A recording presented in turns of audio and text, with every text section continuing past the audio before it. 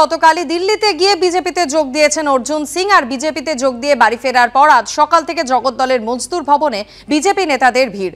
অর্জুন সিং এর সঙ্গে দেখা করলেন কৌস্তব বাগচি। তিনিও কিছুদিন আগে কংগ্রেস ছেড়ে বিজেপিতে যোগ দিয়েছেন।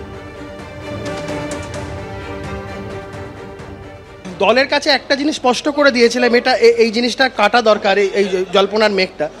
আমি প্রথম দিন দলে যখন আমি এসেছিলাম, আমি প্রথম দিন আমাকে জিজ্ঞেস করেছিলেন সব নেতৃত্ব যে আমার কোনো অ্যাসপিরেশন আছে কিনা।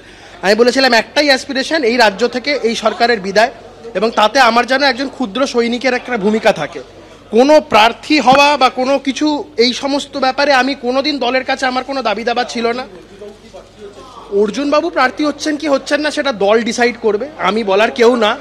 দলের আমাদের সেন্ট্রাল পার্লামেন্টারি বোর্ড আছে, তারা ডিসাইড করবে, নেতৃত্ব ডিসাইড করবে। বাদ বাকিটা এখন জাস্ট সৌজন্যমূলক সাক্ষাতের বিষয়, আর কিছু।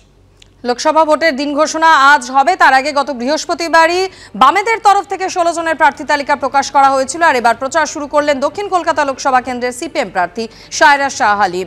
এদিন সকালে কসবার বোসপুকুর বাজার থেকে হেঁটে জনসংযোগ সারেন বাম প্রার্থী।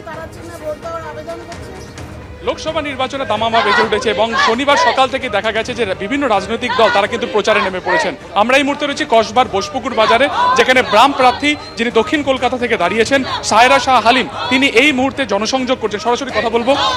দিদি, কি বার্তা দিচ্ছেন? আজ থেকে তো শুরু করলেন জনসংযোগ।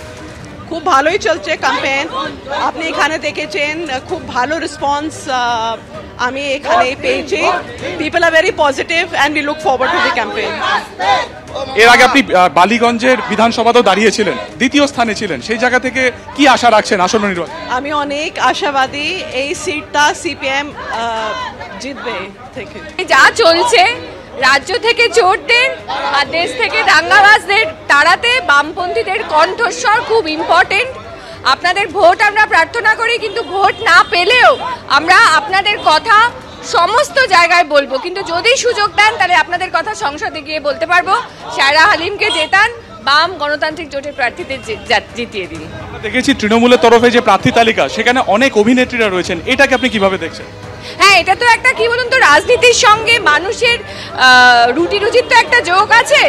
এইটাকে অ্যাক্টিং এর সঙ্গে গুলিয়ে দেওয়া হচ্ছে, মনে হচ্ছে স্নো পাউডার মেখে একটু দেখতে ভালো কেউ হলেই সেটা খুব রাজনীতিতেও একটু রং তৈরি করবে। এই যে রাজনীতি এবং অভিনয় এবং চলচ্চিত্র, এই পুরো ব্যাপারটাকে গুলিয়ে দিয়ে রাজনীতির আসল কথাগুলোকে লঘু করার একটা চেষ্টা দীর্ঘদিন ধরে এই রাজ্যে চলছে।